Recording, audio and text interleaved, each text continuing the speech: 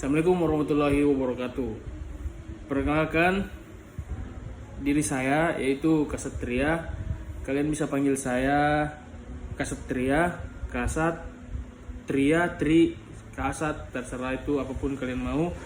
Kali ini saya akan mempresentasikan atau menjelaskan beberapa poin dari digitalisasi perdagangan keuangan. Sebelum itu, saya menyebutkan NIM stambuk saya yaitu 2227906. Oke, kita lanjut kepada materi. Digitalisasi perdagangan keuangan. Poin yang pertama yang saya akan bahas yaitu 1. Sektor mana yang menurut Anda paling terpengaruh oleh ekonomi digital di Indonesia? Jadi, sektor yang paling terpengaruh oleh ekonomi digital Indonesia mencakup beberapa bidang. Banyak berarti bidangnya guys, yaitu e-commerce. Ini adalah sektor yang paling dominan dengan kontribusi yang diperkirakan mencapai 59 US dollar miliar tiap tahun pada tahun 2022 dan diprediksi tumbuh menjadi 95 US dollar miliar pada tahun 2025. Nah, e-commerce berperan sebagai pelaku utama dalam pertumbuhan ekonomi digital di Indonesia. Jadi berperan banget nih ini ekonomi digital di dunia ekonomi, di perekonomian Indonesia. Yang kedua itu transportasi dan makanan. Sektor ini juga mengalami transformasi signifikan berkat aplikasi digital yang memudahkan layanan antar transportasi dan pengantaran makanan, menjadikannya bagian penting dari ekosistem digital. Nah, yang ketiga ini travel online. Sektor pariwisata mengandalkan platform digital untuk pemesanan dan promosi yang berkontribusi pada pertumbuhan ekonomi digital. Jadi banyak ya aplikasi-aplikasi di digital yang memudahkan kita untuk memesan traveler. Contoh itu kayak tiket.com, bisa memesan tiket ke Bali semisal, tiket pesawat ke luar negeri semisal Australia atau kemana, dan bisa juga memesan kamar lewat situ. Nah, yang selanjutnya adalah media online. Digitalisasi media telah mengubah cara konsumsi informasi dengan banyak pengguna beralih ke platform online untuk berita dan hiburan. Nah, dulu kan itu berita, hiburan, semua itu didapat dari koran. Nah, sekarang ini platform digital mengubah semuanya. Dia contoh berita dan hiburan lainnya itu semisal kayak TikTok lah, sosial media lainnya kan bisa sharing-sharing berita kan. Yang selanjutnya adalah EduTech dan HealthTech. Sektor pendidikan dan kesehatan juga menunjukkan pertumbuhan dan dengan peningkatan penggunaan aktif yang signifikan, mencerminkan adopsi teknologi dalam layanan pendidikan dan kesehatan. Transformasi digital ini tidak hanya meningkatkan efisiensi, tetapi juga membuka peluang bagi UMKM dan inovasi dari berbagai sektor. Jadi, maksud dari itu semua hanya beberapa kalimat saja. Setiap industri pekerjaan di dunia, baik itu UMKM, bisnis kelas atas, dia itu pasti menggunakan teknologi. Oke, jadi yang kedua itu saya akan bahas tentang tantangan utama dalam mengembangkan ekonomi digital di negara berkembang. Jadi bagaimana sih tantangan utama dalam mengembangkan ekonomi digital di negara berkembang? Tantangan utama dalam mengembangkan ekonomi digital di negara berkembang seperti Indonesia dapat dibagi menjadi beberapa aspek penting. Yang pertama itu infrastruktur, yang kedua adalah kebijakan dan regulasi, yang ketiga adalah peningkatan koordinasi literasi kementerian, yang keempat adalah sumber daya manusia, yang kelima adalah cyber security. Nah, yang pertama tadi itu kan infrastruktur internet, infrastruktur tidak merata, terutama di daerah perdesaan. Itu merupakan salah satu tantangan utama di negara berkembang. Kalian bisa mengertikan dari kalimat-kalimat itu.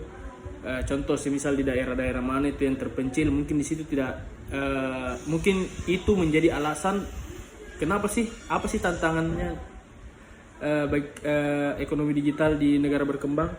Nah, yang kedua adalah kebijakan dan regulasi. Perlu adanya kebijakan dan regulasi untuk mendukung perkembangan ekonomi digital. Yang ketiga adalah cyber security. Cyber security, Anda tahu kan cyber security itu adalah istilahnya risiko keamanan lah. Risiko keamanan yang meningkat dengan penuh teknologi digital lebih luas. Negara-negara berkembang harus meningkatkan kemampuan dalam menghadapi ancaman keamanan cyber. Oke, terus poin selanjutnya, poin ketiga, saya akan menjelaskan pemerintah dapat mendorong pertumbuhan ekonomi digital yang inklusif. Bagaimana sih pemerintah itu dapat mendorong pertumbuhan ekonomi digital yang inklusif ini? Menurut saya ada beberapa poin. Yang pertama itu pemerintah itu harus mempunyai strategi-strategi, antara lain semisal pengembangan infrastruktur digital.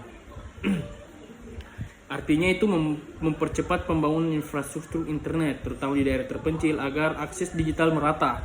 Kerjasama dengan sektor swasta yang sangat penting untuk memperluas jangkauan jaringan dan peningkatan kualitas layanan. Yang kedua itu pendidikan dan literasi digital. Meningkatkan keterampilan digital masyarakat melalui program pelatihan yang mudah diakses ini penting untuk memastikan bahwa semua lapisan masyarakat dapat berpartisipasi dalam ekonomi digital.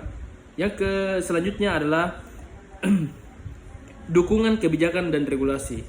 Mengembangkan kebijakan dan mendukung inovasi digital termasuk intensif bagi investasi sektor teknologi. Regulasi yang jelas juga diperlukan untuk melindungi konsumen dan memastikan keamanan data mereka. Yang selanjutnya adalah inovasi layanan digital. Mendorong pengembangan layanan digital yang memudahkan transaksi sehari-hari seperti sistem pembayaran digital di pasar tradisional, contoh, dan aplikasi-aplikasi untuk UMKM. Nah, itu. Yang terakhir adalah kolaborasi multi pihak. Artinya mengajak berbagai pihak, pemerintah, swasta, akademisi, masyarakat dan untuk bekerja sama dalam menciptakan solusi inovatif yang dapat menciptakan ekosistem ekonomi digital. Dengan langkah-langkah ini pemerintah dapat menciptakan lingkungan yang mendukung pertumbuhan ekonomi digital secara inklusif bagi seluruh masyarakat. Nah, nomor 4, poin 4, saya akan menjelaskan bagaimana sih, apa sih dampak ekonomi digital itu tuh. Nah, dampak ekonomi digital terhadap pasar tenaga kerja sangat kompleks dan multifaset. Ya, pertama-tama kita dapat melihat bahwa ekonomi digital telah menciptakan banyak peluang baru di berbagai sektor.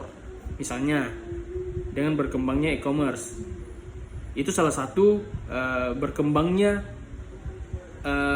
digital di dunia. Yang kedua adalah manajemen konten dan layanan pelanggaran online. Hal ini memberikan kesempatan bagi individu untuk terlibat dalam industri yang sebelumnya tidak ada, serta memberikan ruang bagi inovasi dan kreativitas.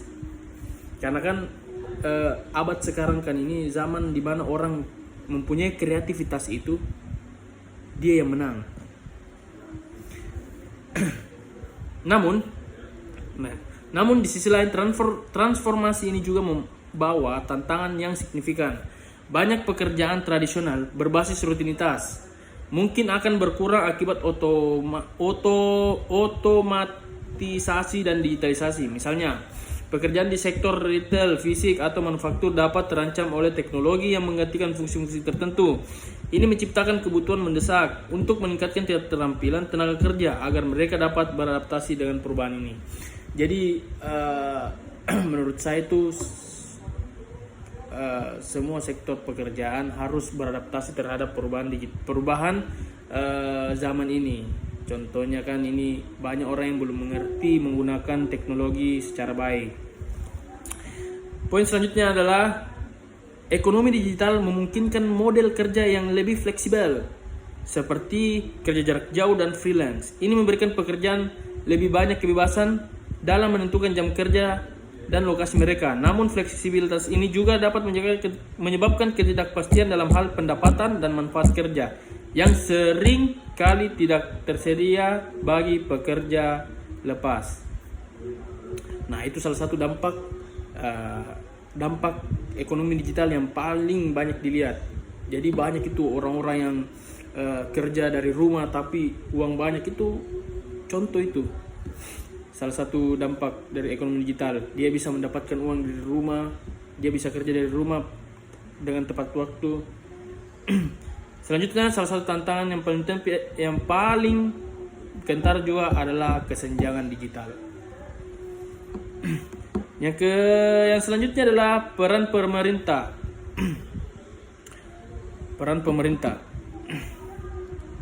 Peran pemerintah memiliki peran krusial dalam regulasi ekonomi digital di Indonesia yang semakin berkembang pesat.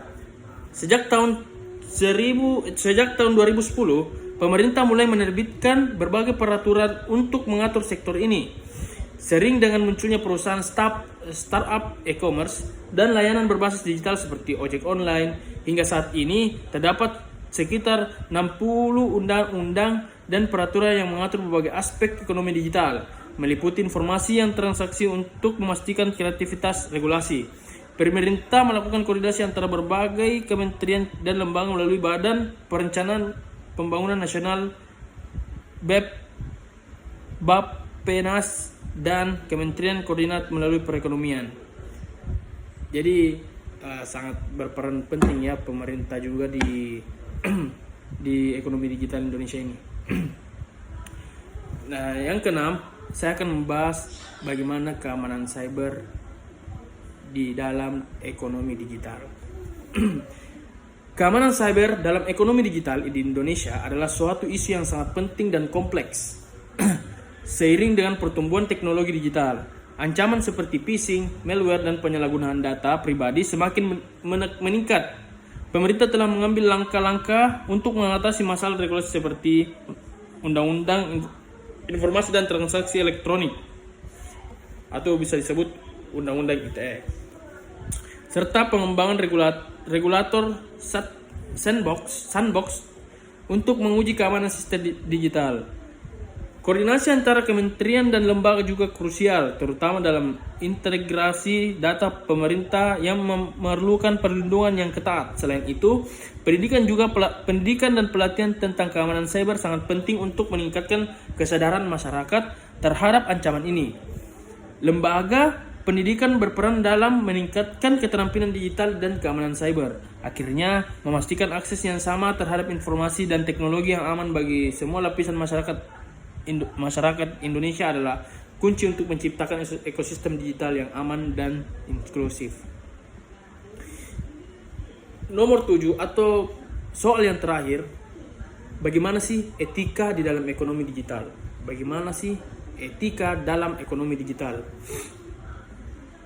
Etika dalam ekonomi digital mencakup prinsip-prinsip moral yang harus diterapkan dalam penggunaan teknologi untuk kegiatan ekonomi. Salah satu aspek utama adalah transparansi, di mana perusahaan harus memberikan informasi yang jelas dan akurat terhadap konsumen, terutama terkait data pribadi dan transaksi. Perlindungan data pribadi menjadi sangat penting mengingat banyaknya informasi sensitif yang dikumpulkan oleh platform digital. Selain itu, etika juga menekankan pentingnya kesetaraan akses terhadap teknologi dan informasi, sehingga semua lapisan masyarakat dapat berpartisipasi dalam ekonomi digital tanpa terkendala atau kesenjangan digital. Integritas dan kejujuran dalam praktik bisnis digital juga diperlukan untuk membangun kepercayaan antara perusahaan dan konsumen. Akhirnya, keberlanjutan harus menjadi fokus dalam pengembangan ekonomi digital dengan mempertimbangkan dampak lingkungan sosial dan praktik. Dengan menerapkan prinsip-prinsip etika ini, kita dapat menciptakan ekosistem digital yang lebih adil dan bertanggung jawab. Jadi semua ada aturannya. Biar etika dalam ekonomi digital pun ada. Jadi itu dari saya, Hitofik Walidaya. Assalamualaikum warahmatullahi wabarakatuh.